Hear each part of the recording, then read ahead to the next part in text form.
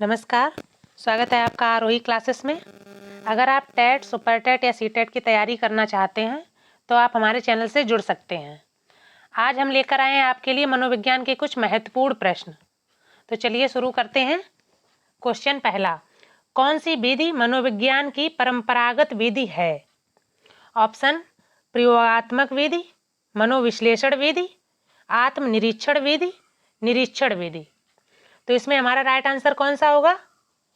इसमें हमारा right answer हो जाएगा आत्मनिरीक्षण विधि।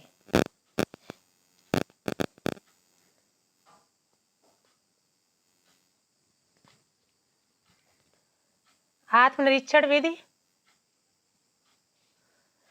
ये हमारी होगी मनोविज्ञान की परंपरागत विधि। इसे अंतर्दर्शन विधि भी कहा जाता है। आत्मनिरीक्षण विधि को अंतर्दर्शन विधि भी कहा जाता है और ये सबसे प्राचीन विधि है। सबसे प्राचीन विधि कौन सी है? आत्मनिरीक्षण विधि मनोविज्ञान की, और ये अंतर्दर्शन विधि भी इसी को कहा जाता है। चलिए अगला क्वेश्चन देखते हैं।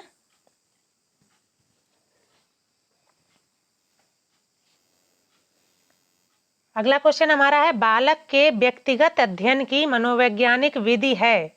तो बालक के जो व्यक्तिगत अध्ययन है उसकी मनोवैज्ञानिक विधि है हमारी रेटिंग स्केल, प्रश्नावली, केस स्टडी या प्रायोगिक विधि। तो इसका राइट आंसर हमारा कौन सा हो जाएगा?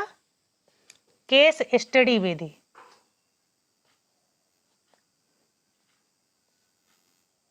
केस स्टडी विधि, इसको जीवन वृत्त विधि भी कहा जाता है। केस स्टडी विधि को जीवन वृत्त विधि भी कहा जाता है।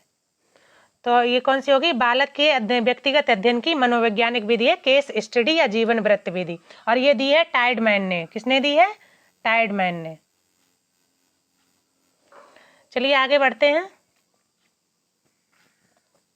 अगला क्वेश्चन है हमारा, अधिगम के व्यवहार सिद्धांत के प्रतिपादक कौन है?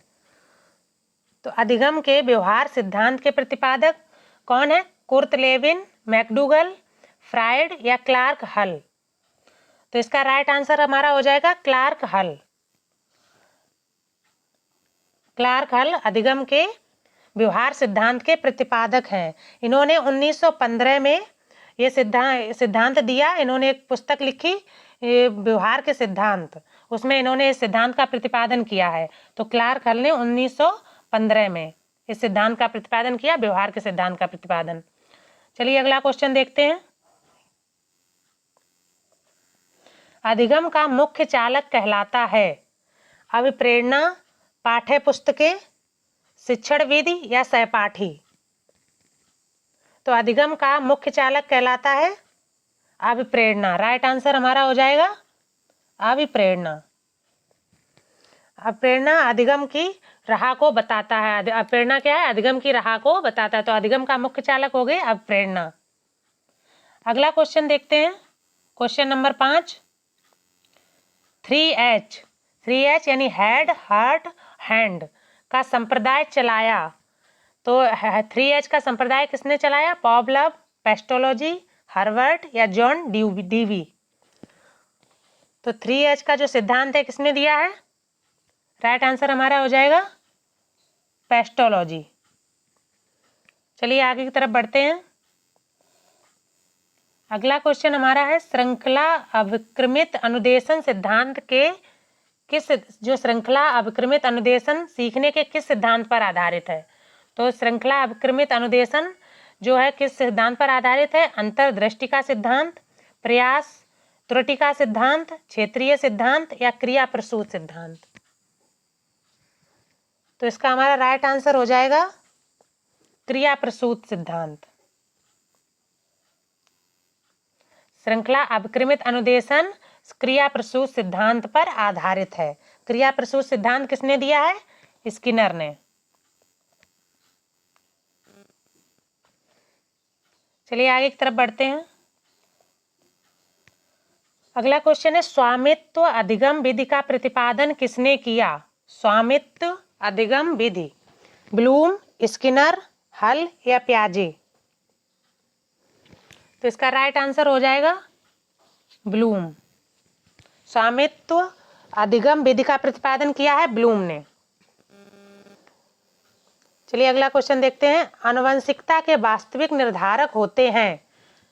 आनुवंशिकता के वास्तविक निर्धारक कौन होते हैं? जीन्स, गुणसूत्र, न्यूरिन या कोश शरीर। हमारा राइट आंसर हो जाएगा जीन्स। आनुवंशिकता के वास्तविक निर्धारक होते हैं जीन्स। जो ये जीन्स होते हैं गुणसूत्रों में संलग्न होते हैं, गुणसूत्रों में पाए जाते हैं जीन्स। चलिए अगला क्वेश्चन देखते हैं। दिवा स्वप्न में विचरण करने की कामना अत्यंत प्रबल होती है। दिवा स्वप्न में विचरण करने की कामना अत्यंत प्रबल होती है। शैशवावस्था में, किशोरावस्था में, प्रौढ़ावस्था में या बाल्यावस्था में?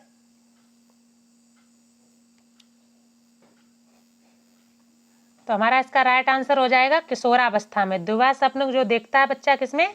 किशोरावस्था में देखता है। किशोरावस्था में सबसे ज्यादा तीव्र मानसिक और शारीरिक परिवर्तन होते हैं किशोरावस्था में, और दिवा स्वप्न में विचरण करने की जो कामना होती है वो अत्यंत प्रबल होती है किसमें? किशोरावस्था में। राइट आंसर हमारा क्या हो गया? किशोरावस्था। तो चलिए आगे की तरफ बढ़ते हैं, अगले क्वेश्चन की तरफ। सृजनशील बालकों का लक्षण है। सृजनशील बालकों का क्या लक्षण है? समस्याओं के प्रति सजगता का अभाव, गतिशील चिंतन का अभाव, जिज्ञासा या अनमयनीयता। अनमयनीयता या जिज्ञासा, गतिशील चिंतन का अभाव या समस्या के प्रति सजगता का अभाव। तो इसका हमारा राइट आंसर हो जाएगा जिज्ञासा। सृजनशील बालकों का लक्षण क्या है? जिज्ञासा। इच्छा, लालसा या प्रबल इच्छा सृजनात्मकता को बढ़ावा देती है। तो जिज्ञासा ये सृजनशील बालकों में लक्षण पाया जाता है जिज्ञासा का। अगला क्वेश्चन है, लैमार्क ने अध्ययन किया था। लैमार्क ने अध्ययन किया था स्कूल, समाज का, वंशानुक्रम का या किसी का नहीं?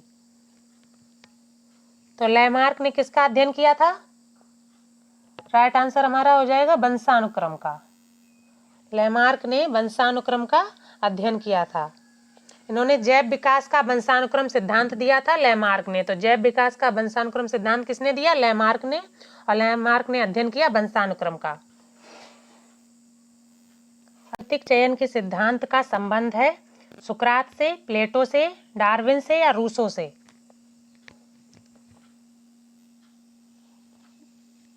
इसका राइट आंसर हो जाएगा डार्विन से।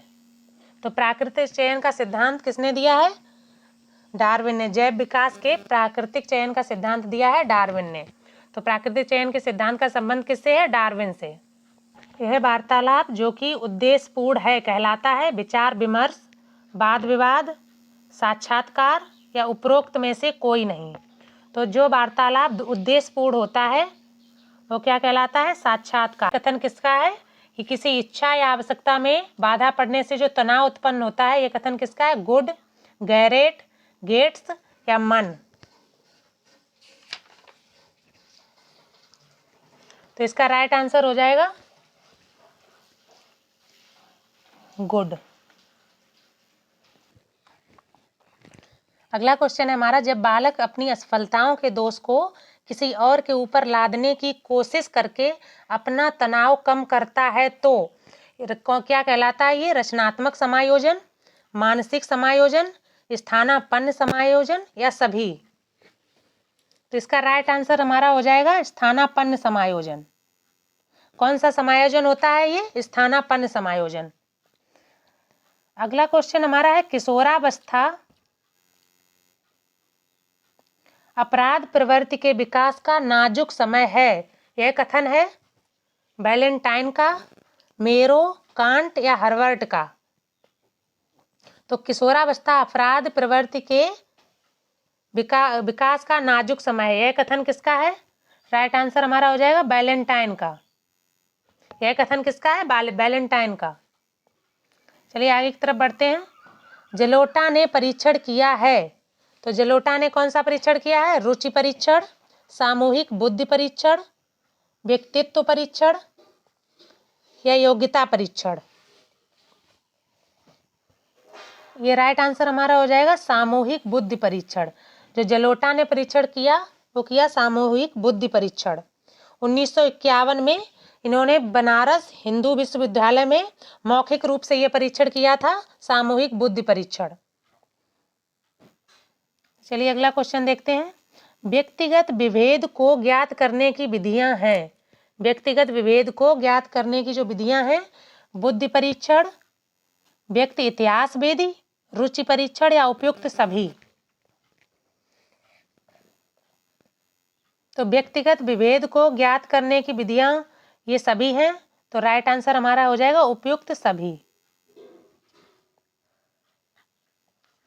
अगला क्वेश्चन देखते हैं। बहुतात्विक सिद्धांत किसने दिया?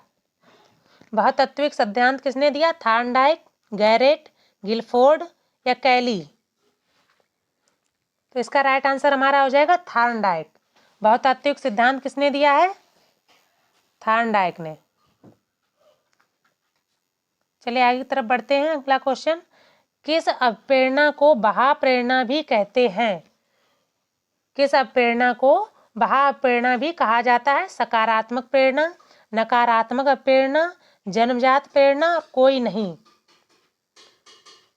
तो इसका राइट आंसर हमारा हो जाएगा नकारात्मक अवप्रेरणा को बहा अवप्रेरणा भी कहते हैं। अगर आपको हमारे क्वेश्चन पसंद आते हैं तो please like and subscribe Aarohi classes. Thank you.